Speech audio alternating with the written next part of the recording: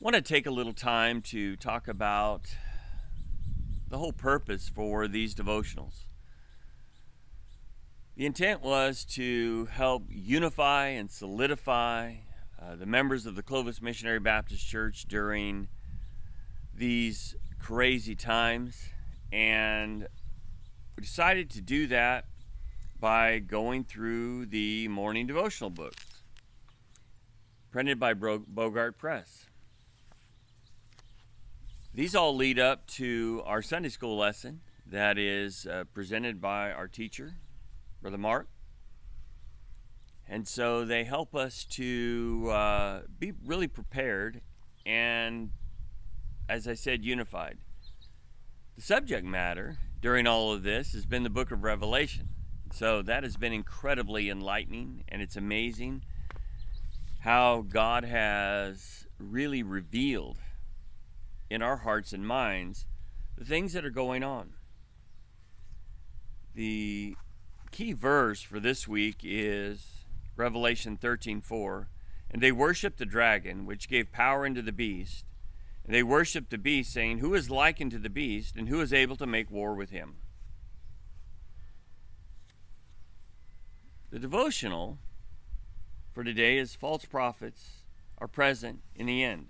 While there's always been false prophets, there'll be more as we see the day approaching. My interest in doing this is to see the practical application about how this is all going to come about. You know that I have done a devotional called Laundry and Lies just here a little while ago, and I talked about Yuri Bezmenov, and Yuri Bezmenov talks about it's in an hour-long seminar, but he talks about how the enemy plans to completely dismantle our country and really our world. And he talks about the first step being demoralization, and we can totally see how that has occurred. Then he talks about destabilization. Well, you can see that. Then he says the third phase is crisis, and the last stage is normalization. And so when you hear people say, well, this is our new normal, what they're doing is they're operating according to the playbook. This is exactly what you're supposed to say. And so you won't hear me saying it. There's another very interesting piece of information that I think you ought to be familiar with. And it was written in the early 70s by a gentleman by the name of Saul Alinsky. And you might know him. It's called Rules for Radicals. And it's interesting is in his book, Rules for Radicals, that he gives tribute to the first radical, the one that was able to rebel, and in his rebellion gained his own kingdom. Now, you can probably guess who that was. That was Lucifer.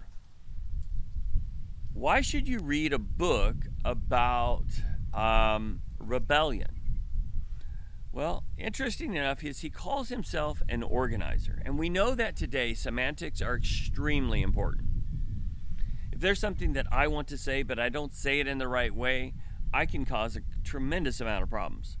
But there's someone else that can say it in the right way, and it can be extremely hurtful and extremely destructive, and they're okay. Semantics are a huge deal today. So he calls himself an organizer. Now listen to this. It says this. In the beginning, the organizer's first job is to create an issue or a problem. Well, that's interesting. So if you're an organizer, a radical, your first job is to create a problem. Now you're going to see that in his 13 rules, you already have the solution. You already have the solution. So what you're doing is you are, through fear, you're moving the masses in the direction that you would have them to go. Now, this is interesting, is that if you understand how things operate and how a mechanism is it functions, you can manipulate it. Well, this is exactly what Saul wanted to do. Is he wanted his people to understand how government, how organizations operate, so you can get in and you can operate the levers from within. This is a lot about very similar to the art of war. And that was the idea of understanding how war operates so that you can have the advantage. Now, on the flip side, if you understand how these subversive techniques work, then you can see how the enemy's working. I'm surprised at how many children of God have no idea how the enemy is working today. And that is rather sad. So let me just go through a few of these rules. And if you're interested in these, you can look them up. I can provide them for you, whatever. Number one, power is not what you have, but what the enemy thinks you have. Wow, that sounds like the art of war. You see, it's often it's about deception.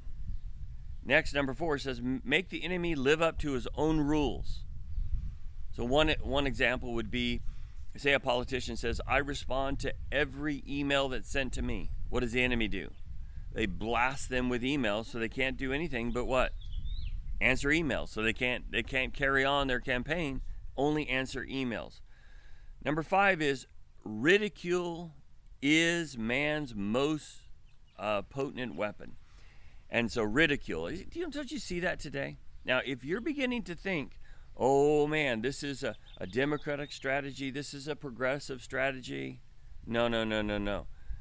This is a strategy that you see on both sides of the fence. It's happening on both sides. You need to understand, this isn't a left-wing, right-wing thing. This is an enemy thing, and you need to see this very clearly. Number 6, a good tactic is one your people enjoy. You see all this destruction that's happening in the streets? These people enjoy it. 7, a tactic that drags on too long becomes a drag. And so you're seeing things change on a regular basis. Number 8 and number 10 almost say the same thing. It says, keep the pressure on, never let up. Number 10 says, the major premise for tactics is to develop the development of oppressions that will remain a constant pressure upon the opposition. So one thing after another, just keep the pressure. Number 9, now really think about this. Let this sink in. The threat is usually more terrifying than the thing itself. The threat is usually more terrifying than the thing itself. Number 11, if you push a negative hard enough, you'll push through to become a positive.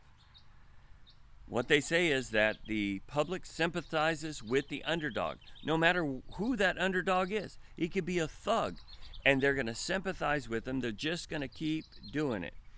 And when we get down to number 13, you'll see how they do it. 12 says the price of successful attack is a constructive alternative. What does that mean? You create the problem, you already have the solution, the attack is worth it.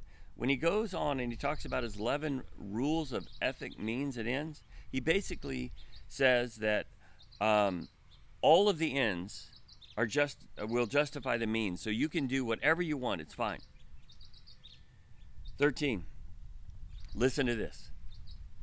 Pick a target, freeze it, personalize it, polarize it. Now think about some of the things you've just seen. They pick a target, they freeze it over and over and over and over. You see this until it's frozen in your mind. They personalize it, they tell all these personal stories, and they polarize it, they use it. So is the enemy using these kinds of strategies? Is he making them very obvious? Is he laying it all out there so that you and I can see this? Yes, he is. And he's doing it right in front of our very eyes. So to answer the question, can we be deceived? The masses are being deceived right now. Are you deceived? Think about it. Encourage one another. I'd love to hear your comment.